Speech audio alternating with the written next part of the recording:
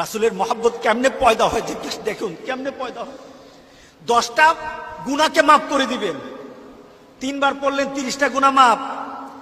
10টা সওয়াব আপনার আমলনামার মধ্যে অ্যাড করে দিবেন, 10টা সওয়াব লেগে যাবে। 3 বার পড়েছেন, 30টা সওয়াব ঢুকে গেছে আপনার আমলনামায়।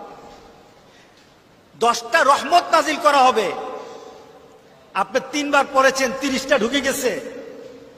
ফেরেশতারা আপনার জন্য যখন রাসূল পাক সাল্লাল্লাহু আলাইহি সাল্লামের জন্য দুরূদ পড়েন, ফেরেশতারা আপনার জন্য আল্লাহর দরবারে মাগফিরাত কামনা করে।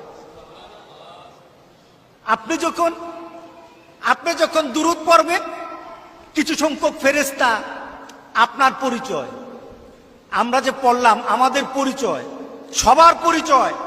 এট এ টাইম যদি গোটা পৃথিবীর 170 কোটি মুসলমান একসাথে যদি দুরূদ পড়ে, আর ওই দুরূদকে রাসূল পাক সাল্লাল্লাহু আলাইহি সাল্লামের কাছে নাম সহ, পরিচয় সহ, জায়গার স্থান পরিচয় সহ